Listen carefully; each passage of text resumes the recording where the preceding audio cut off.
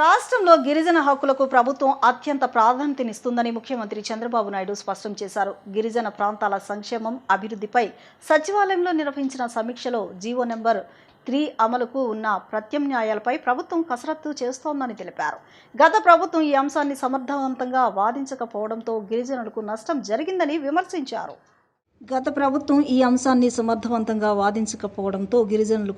జరిగిందని విమర్శించారు. స్థానికులకే ఉద్యోగాల కల్పనతో పాటు ఇతర సమస్యలపై త్వరలో గిరిజన సంఘాలతో చర్చలు నిర్వహించాలని అధికారులను ఆదేశించారు. అల్లూరి సీతారామరాజు జిల్లాను జోన్ 1లోకి, పోలవరం జిల్లాను జోన్ 2లోకి చేర్చే ప్రక్రియను వేగవంతం చేయాలని సూచించారు. బాక్సైట్ మైనింగ్ 1/70 చట్టం విషయంలో గిరిజనులు ఎలాంటి ఆందోళన చెందాల్సిన అవసరం లేదని, వాటి హక్కులకు భంగం కలిగించే నిర్ణయాలు ప్రభుత్వం తీసుకోదని సీఎం చంద్రబాబు నాయుడు స్పష్టం చేశారు. భోగపురం అల్లూరి సీతారామరాజు అంతర్జాతీయ విమానాశ్రయం ప్రారంభోత్సవాన్ని ఆగస్టు 1న ప్రధాని నరేంద్ర మోదీ చేతుల మీదుగా ఘనంగా నిర్వహించేందుకు రాష్ట్ర ప్రభుత్వం విస్తృత ఏర్పాట్లు చేస్తోంది. ఏర్పాట్లపై ముఖ్యమంత్రి నారా చంద్రబాబు నాయుడు ఉన్నతాధికారులతో సమీక్ష నిర్వహించి ఉత్తరాంధ్రకు మణిహారంగా నిలిచే ఈ విమానాశ్రయం రాష్ట్ర అభివృద్ధికి గేమ్ చేంజర్గా మారుతుందని పేర్కొన్నారు. భోగపురం అల్లూరి సీతారామరాజు అంతర్జాతీయ విమానాశ్రయం ప్రారంభోత్సవాన్ని ఆగస్టు 1న ప్రధాని నరేంద్ర మోదీ చేతుల మీదుగా ఘనంగా నిర్వహించేందుకు రాష్ట్ర ప్రభుత్వం విస్తృత ఏర్పాట్లు చేస్తోంది. ఏర్పాట్లపై ముఖ్యమంత్రి నారా చంద్రబాబు నాయుడు ఉన్నతాధికారులతో సమీక్ష నిర్వహించి ఉత్తరాంధ్రకు మణిహారంగా నిలిచే ఈ విమానాశ్రయం రాష్ట్ర అభివృద్ధికి గేమ్ చేంజర్గా మారుతుందని పేర్కొన్నారు. విమానాశ్రయంతో పాటు GMR skill development centre, aviation hub, university, ఎడ్యుసిటీలను కూడా ప్రధాని ప్రారంభించనున్నట్లు చెప్పారు. ప్రారంభోత్సవాన్ని చారిత్రాత్మకంగా నిర్వహించాలని, ప్రజలకు ఎలాంటి అసౌకర్యం కలగకుండా అన్ని ఏర్పాట్లు చేయడంతో పాటు ఉత్తరాంధ్ర అంతటా విస్తృత ప్రచారం చేపట్టాలని సీఎం చంద్రబాబు నాయుడు అధికారులను ఆదేశించారు.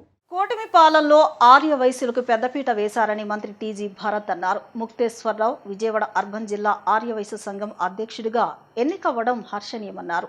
ఆర్య వయసుల్లో ఐక్యత ఉంటే అన్ని సాధించుకునేందుకు అవకాశాలు ఉంటాయని, ఆర్య వయసు అభివృద్ధికి కృషి చేయాలని టీజీ భరత్ పిలుపునిచ్చారు. తుమ్మలపల్లి కళాక్షేత్రంలో నిర్వహించిన విజయవాడ అర్బన్ జిల్లా ఆర్య వైశ్య సంఘం నూతన కార్యవర్గ ప్రమాణ స్వీకారానికి ముఖ్య అతిథిగా హాజరైన మంత్రి భరత్ మాట్లాడుతూ, కేవలం ఆర్భాటాల కోసం కాకుండా సమాజ సేవ చేసే విధంగా కార్యక్రమాలను రూపొందించాలన్నారు.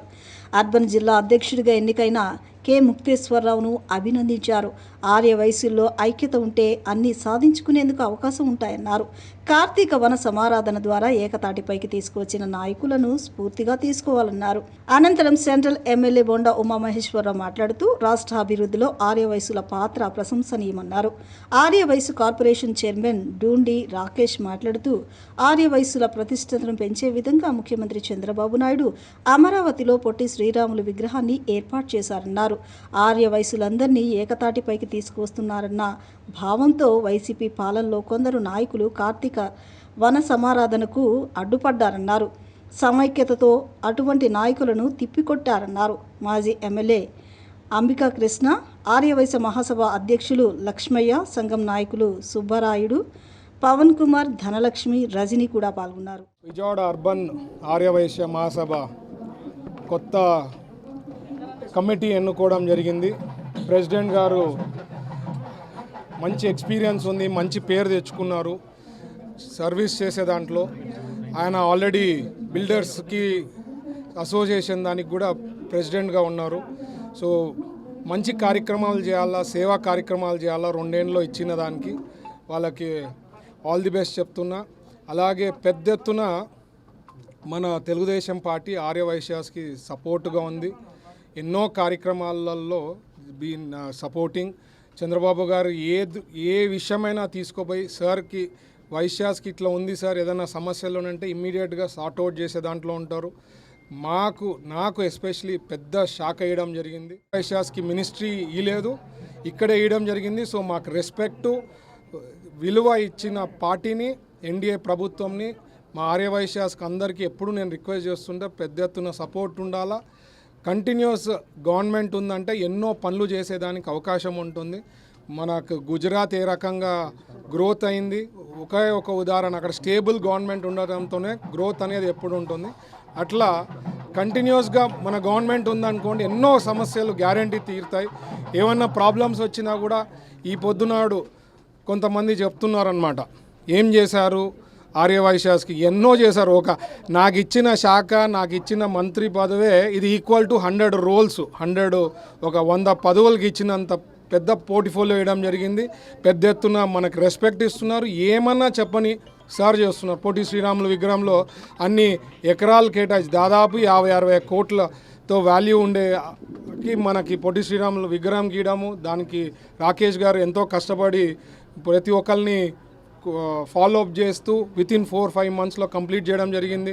అమ్మవారి పేరుతో ఒక ఊరు పెనుకొండ, వాసవి అమ్మవారి పేరుతో పెనుకొండ పేరు పెట్టడము, మా ఆత్మార్పణ డే అమ్మవారిది అఫీషియల్గా డిక్లేర్ చేయడం, ఇట్లాంటివి ఏమన్నా తీసుకోపోండి. పెద్ద ఎత్తున సపోర్ట్ చేస్తున్నారు. కాబట్టి మా ఆర్యవైశ్యాసు ప్రతి ఒక్కళ్ళు కూడా ఖచ్చితంగా ఎన్డీఏ అండ్ తెలుగుదేశం ప్రభుత్వంతోనే ఉంటారండి ఫ్యూచర్లో కూడా. విజయవాడ అర్బన్ జిల్లా ఆర్యవైశ్య సంఘానికి అధ్యక్షునిగా ప్రమాణ స్వీకారం చేస్తున్నాను. ముఖ్యంగా ఈ యొక్క అద్భుతమైన అవకాశం ఇచ్చినటువంటి మా ఆర్యవైశ్య సంఘ పెద్దలందరికీ కూడా పేరు పేరున ధన్యవాదాలు తెలియజేస్తా ఉన్నాను. ఇప్పుడే మన భారీ పరిశ్రమల శాఖ మంత్రి టీజీ భరత్ గారు రావడం జరిగింది. అలాగే మహాసభ అధ్యక్షులు ఇల్లూరు లక్ష్మయ్య గారు కూడా రావడం జరిగింది. వారి చేతుల మీదుగా మా కమిటీ అందరినీ కూడా ప్రమాణ స్వీకారం చేయించారు. ఇక్కడ విజయవాడ సిటీ మొత్తం అందరూ ఐక్యంగా ఉండే విధంగా మా కమిటీలో కూడా అన్ని ప్రాంతాల వారిని, అన్ని డివిజన్ల నుంచి కూడా మనం సభ్యులుగా తీసుకోవడం జరిగింది. అలాగే మహిళా కమిటీ, సేవాదళ్ళు, యువజన సంఘాలు కూడా వాళ్ళందరూ కూడా ఈరోజు ప్రమాణ స్వీకారం జరుగుతోంది. అత్యంత భారీ ఎత్తున ఏర్పాటు చేసినటువంటి ఈ కార్యక్రమానికి విచ్చేసిన అందరికీ కూడా, మీడియా మిత్రులకు కూడా నా యొక్క ధన్యవాదాలు తెలియజేస్తా ఉన్నాను. ముఖ్యంగా విజయవాడలో ఆర్యవైశ్యుల ఐక్యతకు ఈ యొక్క వేదిక అనేది నేను తెలియజేస్తా ఉన్నాను. మనకి ఎవరికి ఆర్యవైశ్యులు అనే వాళ్ళకి ఎవరికి ఏ ఆపద వచ్చినా సరే మా సంఘం అండగా ఉంటుందని చెప్పి ఈ సందర్భంగా తెలియజేస్తాను. Thank you. గత 24 నెలల్లో నియోజకవర్గ అభివృద్ధికి 550 కోట్ల విలువైన అభివృద్ధి పనులు చేపట్టామని సెంట్రల్ ఎమ్మెల్యే బొండా ఉమామహేశ్వరరావు తెలిపారు. జీవీఆర్ నగర్లో నూతన వాటర్ ట్యాంక్ను ప్రారంభించిన ఆయన జీవీఆర్ నగర్, దావు బుచ్చయ్య కాలనీ, వినాయక్ నగర్, గుణదల తదితర ప్రాంతాల్లో ప్రతి ఇంటికి మున్సిపల్ మంచినీటి కనెక్షన్లు త్వరలోనే అందిస్తామని వెల్లడించారు. సెంట్రల్ నియోజకవర్గంలోని జీవీఆర్ నగర్లో 4.47 కోట్ల వ్యయంతో నిర్మించిన 1500 కిలోలీటర్ల సామర్థ్యం గల నూతన వాటర్ ట్యాంకును ఎమ్మెల్యే బోండా ఉమా ప్రారంభించారు. దీంతో ఎన్నో ఏళ్లుగా తాగునీటి సమస్యతో ఇబ్బందులు పడుతున్న జీవీఆర్ నగర్ పరిసర ప్రాంతాల ప్రజలకు ఊరట లభించనుంది. ఈ సందర్భంగా మాట్లాడిన బోండా ఉమా గతంలో ఈ ప్రాంతంలో రిజిస్ట్రేషన్, రోడ్లు, డ్రైనేజీ, తాగునీటి వంటి కనీస మౌలిక సదుపాయాలు కూడా లేక ప్రజలు ఇబ్బందులు ఎదుర్కొన్నారని గుర్తు చేశారు. తమ ప్రభుత్వ హయాంలో అభివృద్ధికి పునాది వేసినప్పటికీ గత 5 ఏళ్లలో వాటర్ ట్యాంకు కనెక్షన్లు కూడా ఇవ్వలేకపోయారని విమర్శించారు. 2024లో తిరిగి ప్రజలు అవకాశం కల్పించిన వెంటనే అధికారులతో సమన్వయం చేసి అన్ని అడ్డంకులను అధిగమించి వాటర్ ట్యాంకును ప్రజలకు అందుబాటులోకి తీసుకొచ్చామని తెలిపారు. జీవీఆర్ నగర్, దావు బుచ్చయ్య కాలనీ, వినాయక్ నగర్, గుణదల తదితర ప్రాంతాల్లో ప్రతి ఇంటికి మున్సిపల్ మంచినీటి కనెక్షన్లు అందించే కార్యక్రమాన్ని త్వరలో ప్రారంభిస్తామని చెప్పారు. అదేవిధంగా 85 కోట్ల వ్యయంతో రా వాటర్ ఫిల్టరేషన్ ప్లాంట్ను ఏర్పాటు చేసి కృష్ణానది నుంచి ముడి నీటిని శుద్ధి చేసి సెంట్రల్ నియోజకవర్గంలో అన్ని వాటర్ ట్యాంకులకు సరఫరా చేసేలా చర్యలు చేపడతామని వెల్లడించారు. గత 24 నెలల్లో 550 కోట్ల విలువైన అభివృద్ధి పనులు చేపట్టామని, రాబోయే 3 ఏళ్లలో సెంట్రల్ నియోజకవర్గాన్ని సమస్యలు లేని మోడల్ నియోజకవర్గంగా తీర్చిదిద్దడమే తమ లక్ష్యమని బోండా ఉమామహేశ్వరరావు స్పష్టం చేశారు. 2014-19లో నేను శాసనసభ్యుడైనప్పుడు ఇది చివరి దశలో ఉంది ట్యాంకు. తర్వాత 5 సంవత్సరాలు ఒక అసమర్థపు ప్రభుత్వం చేతిలో ఈ వాటర్ ట్యాంక్కి పూర్తయితే మేము ఆ రోజున 1500 KL వాటర్ని 4.5 crores బడ్జెట్తో దీన్ని పూర్తి చేశాం. కానీ దీనికి 5 సంవత్సరాలు 2019-24 మధ్య మంచినీటి కనెక్షన్ కూడా ఇవ్వలేకపోయారు వైఎస్ఆర్ కాంగ్రెస్ పార్టీ ప్రభుత్వంలో ఆనాటి శాసనసభ్యుడు మల్లాది విష్ణు. మరి ఏం చేశారు వాళ్ళు? రోడ్లు మేమే పిచ్చినాయే. గద్దె వెంకటరామయ్య నగరు, అలాగే దావుబుచ్చి కాలనీ, అలాగే వినాయక నగరు, ఈ ప్రాంతం అంతా రోడ్లు మేమే పిచ్చినాయే. రిజిస్ట్రేషన్ సమస్యలు తీర్చి రిజిస్ట్రేషన్ సౌకర్యం కల్పించింది బోండా ఉమానే, రోడ్లు వేయించింది బోండా ఉమానే, డ్రైన్లు వేయించింది బోండా ఉమానే, స్ట్రీట్ లైట్లు వేయించింది బోండా ఉమానే, డ్రింకింగ్ వాటరు ఈ ట్యాంక్ కట్టించింది బోండా ఉమానే. కనీసం బోండా ఉమా కట్టించినటువంటి వాటర్ ట్యాంక్కి మంచినీటి కలెక్షన్ కూడా ఇవ్వలేని అసమర్థులు గత పరిపాలకులు. మళ్ళా నేను శాసనసభ్యుడు 2024లో ప్రజల చేత ఎన్నుకోబడిన తర్వాత దీని సమస్య మీద దృష్టి పెట్టాం. దీనికి ప్రధానంగా తూర్పు నియోజకవర్గంలో గంగరెద్దుల దెబ్బ నుంచి ఇక్కడికి వాటర్ కనెక్షన్ని అధికారులు మ్యాపింగ్ చేశారు. అన్ని పైప్ లైన్ కూడా మేము అధికారంలో ఉన్నప్పుడే 2014-19 కాలంలోనే అయిపోయింది.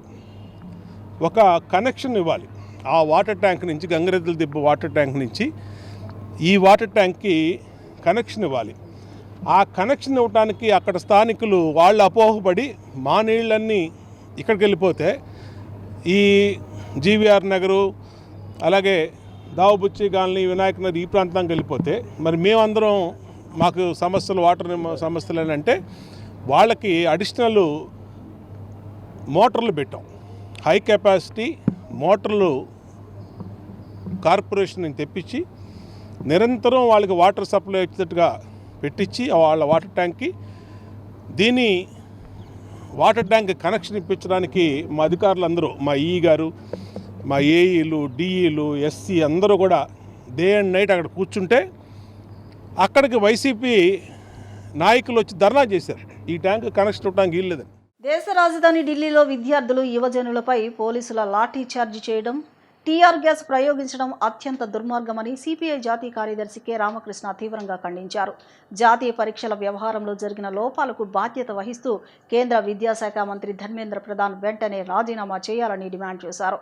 విద్యార్థుల నిరసనను అణిచివేయడం కాకుండా వారి సమస్యలపై కేంద్ర ప్రభుత్వం చర్చలు జరిపి పరిష్కారం చూపాలని కోరారు. విద్యార్థులపై బల ప్రయోగం చేయడం ప్రజాస్వామ్య స్ఫూర్తికి విరుద్ధమని పేర్కొంటూ కేంద్ర ప్రభుత్వం తన వైఖరిని మార్చుకుని యువతకు న్యాయం చేయాలని రామకృష్ణ విజ్ఞప్తి చేశారు. ఇవాళ దేశ రాజధానిలో గత నెల రోజులుగా పెద్ద ఎత్తున విద్యార్థులు, యువకులు, అన్ని విద్యార్థి సంఘాలు ధర్నా చేస్తూ ఉంటే, ప్రత్యేకించి సిజేపీ ఆధ్వర్యంలో కాక్రోచ్ జనతా పార్టీ నాయకుడు అభిజిత్ దీప్కి ఆధ్వర్యంలో పెద్ద ఎత్తున పోరాటం కొనసాగుతున్నా సరే ఈ ప్రభుత్వం ఏమాత్రం కూడా స్పందించలేదు. చివరికి పర్యావరణవేత్త సోనం వాంగ్చుక్ కూడా దాదాపు 22 రోజుల పాటు అక్కడ దీక్ష చేయడం జరిగింది. ఇంత జరిగినా సరే ఈ ప్రభుత్వం మొండిగా వ్యవహరిస్తూ కనీసం వారితో చర్చలు కూడా చేయకుండా ఈరోజు వారు చలో పార్లమెంట్ పిలుపుకోవడానికి కారణభూతమైంది. ఈరోజు చలో పార్లమెంట్ కోసం వేలాది మంది విద్యార్థులు వస్తూ ఉంటే వారందరూ అక్కడ చేరకుండా వివిధ రకాలుగా వేలాది మంది పోలీసుల్ని మోహరించి ఎక్కడికక్కడ వాళ్ళందరినీ కూడా ఆపేశారు. అయినా సరే వేల సంఖ్యలో వారందరూ కూడా జంతర్ మంతర్ చేరుకున్నారు. వారిపైన అనవసరంగా లాఠీ చార్జ్ చేసి టియర్ గ్యాస్ షెల్స్ ప్రయోగించి విద్యార్థులపైన దాడి చేశారు. ఈ దాడిని పూర్తిగా ఖండిస్తూ ఉన్నాం. ఒకవైపు ప్రధానమంత్రి నరేంద్ర మోడీ ఈ దేశ యువతను పొగుడుతూ వారందరూ కూడా ఇవాళ విక్రమ్-1 సక్సెస్ అయిందనే పేరుతో వారిని పొగుడుతూ ఉన్నారు. మరోవైపు విద్యార్థులపైన, యువకులపైన దాడులు చేయిస్తూ ఉన్నాడు, పోలీసులను ఉసుగొల్పుతూ ఉన్నాడు, వారిపైన టియర్ గ్యాస్ షెల్స్ వేయిస్తూ ఉన్నాడు, లాఠీ చార్జ్ చేయిస్తూ ఉన్నాడు. కాబట్టి ప్రధానమంత్రి ద్వంద్వ వైఖరిని తీవ్రంగా ఖండిస్తూ ఉన్నాం. ఇప్పటికైనా సరే, ఎందుకంటే నరేంద్ర మోడీ ప్రభుత్వం అధికారంలోకి వచ్చిన తర్వాత 82 పరీక్షా పత్రాలు లీక్ కావడం జరిగింది. నీట్ పరీక్షా పత్రం లీక్ కావడం అనేది పరాకాష్ట. అదే దాదాపు 15 మంది విద్యార్థులు ఆత్మహత్యలు చేసుకోవడం జరిగింది. దీనికంతా కూడా ప్రభుత్వం బాధ్యత వహించాలి. తక్షణమే విద్యార్థి సంఘాల డిమాండ్ మేరకు కేంద్ర విద్యాశాఖ మంత్రి ధర్మేంద్ర ప్రధాన్ రాజీనామా చేయాలని సిపిఐ తరఫున డిమాండ్ చేస్తూ ఉన్నాను. ఇవాళ ధర్మేంద్ర ప్రధాన్ గారు హోమ్ మినిస్టర్ గారిని కలిశారు. మీరు కలవాల్సింది హోమ్ మినిస్టర్ని కాదు, ప్రధానమంత్రిని కలవండి, ప్రధానమంత్రికి రాజీనామా సమర్పించండి, అదే ఈ సమస్యకు పరిష్కారం అని చెప్పి కూడా ప్రభుత్వాన్ని డిమాండ్ చేస్తాం. రాష్ట్రంలో శాంతి భద్రతల పరిస్థితి పూర్తిగా దిగజారిపోయిందని, పోలీసు వ్యవస్థ అధికార పార్టీ నేతల కనుసన్నల్లో పనిచేస్తోందని మాజీ మంత్రి పేర్ని నాని తీవ్ర ఆరోపణలు చేశారు. గుంటూరు నగరంలో మహిళలపై జరిగిన దాడి ఘటనను ప్రస్తావిస్తూ మహిళలకు న్యాయం జరగకుండా పోలీసులు వ్యవహరించారని విమర్శించారు. ఎఫ్ఐఆర్ నమోదు నుంచి నిందితులపై చర్య వరకు అధికార పార్టీ ఒత్తిడే కనిపిస్తోందని, మహిళల భద్రతపై ప్రభుత్వం పూర్తిగా విఫలమైందని పేర్ని నాని ఆరోపించారు. వివస్త్రం చేశారు, ఒంటి మీద నూలు పోగు లేకుండా చేశారు. చివరికి వాడకట్లోని మనసున్న ఆడవాళ్ళందరూ వచ్చి వాళ్ళ ప్రాణాలకి తెగించి ఆ అమ్మాయి మీద దుస్తులు కప్పి ఆ అమ్మాయిని ఇంట్లోకి తీసుకెళ్లారు. ఇది నారా చంద్రబాబు నాయుడు గారి రాజ్యంలో జరుగుతున్నటువంటి ఆడవాళ్ళకి జరిగేటువంటి మర్యాద, మనుషులకు జరిగేటువంటి మర్యాద. గతి లేక ఆ అమ్మాయి ఆత్మహత్య చేసుకోకుండా, ఆ బాధితురాలు ఆత్మహత్య చేసుకోకుండా మళ్ళీ పోలీస్ స్టేషన్కి వెళ్ళారు. చంద్రబాబు నాయుడు గారు మళ్ళీ ఇలా జరిగిందని చెప్పి పోలీస్ స్టేషన్కి వెళ్తే కూడా మీ పోలీసులు స్పందించలా, మీ సిఐ స్పందించలా, ఎస్ఐ స్పందించలా, మీ గుంటూరు సిపి లేదా గుంటూరు ఎస్పీ స్పందించలా. స్పందించకపోతే 15వ తారీఖు 2 సంఘటనలు జరిగితే స్పందించకపోతే 16వ తారీఖు సాయంత్రం మీ ఎమ్మెల్యే గారు చెప్తుంది 16వ తారీఖు సాయంత్రం అని చెప్పి, మీ సిఏ గారు చెప్తున్నాడు 16వ తారీఖే ఎమ్మెల్యే గారు పిటిషన్ ఎండార్స్ చేసి నాకు పంపించారు. వైఎస్ఆర్ కాంగ్రెస్ పార్టీపై టీడీపీ పొలిట్ బ్యూరో సభ్యులు వర్ల రామయ్య తీవ్ర విమర్శలు గుప్పించారు. పార్టీ క్రమశిక్షణ కలిగిన రాజకీయ సంస్థ కాదని, అసాంఘిక శక్తులకు కేర్ ఆఫ్ అడ్రస్గా మారిందని ఆరోపించారు. మాజీ స్పీకర్ తమ్మినేని సీతారాం కుటుంబంపై నమోదైన భూ కుంభకోణం కేసును ప్రస్తావిస్తూ నకిలీ పత్రాలతో భూముల అక్రమ రిజిస్ట్రేషన్ జరిగిందని, ఈ వ్యవహారంలో పోలీసులు ఇప్పటికే పలువురిని అరెస్ట్ చేశారని తెలిపారు. చట్టాన్ని అడ్డం పెట్టుకుని వైసీపీ నేతలు అక్రమాలకు పాల్పడ్డారని వర్ల రామయ్య ఆరోపించారు. యజమాని అందవరపు గోవిందరాజులు బ్రతికే ఉన్నాడు. ఇప్పటికీ అతను చచ్చిపోయినట్టుగా శ్రీకాకుళం కార్పొరేషన్లో నకిలీ మరణ ధృవీకరణ పత్రం తీసుకున్నారు.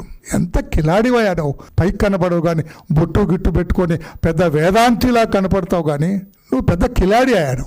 హాయిగా ఆరోగ్యంగా ఉన్న అందవరపు గోవిందరాజుల్ని చంపేసి నీవు తమ్మినేని సీతారాం, నీవు నీ కొడుకు ఆ శ్రీకాకుళం కార్పొరేషన్ కమిషనర్ ముగ్గురు కుట్ర పన్ని కన్స్పైర్ అయి ఒక క్రిమినల్ కాన్స్పిరసీ చేసి బ్రతుకున్న మనిషిని చంపేసి ఒక డెత్ సర్టిఫికెట్ తీసుకొని ఆ డెత్ సర్టిఫికెట్ పెట్టి 4 కోట్ల పైచిలకయ్యే భూ కబ్జా చేస్తావా తమ్మినేని సీతారాం గారు? మీకు తగునా? సిగ్గుగా లేదా? ఇప్పుడు చిన్న విరామం తీసుకుందాం.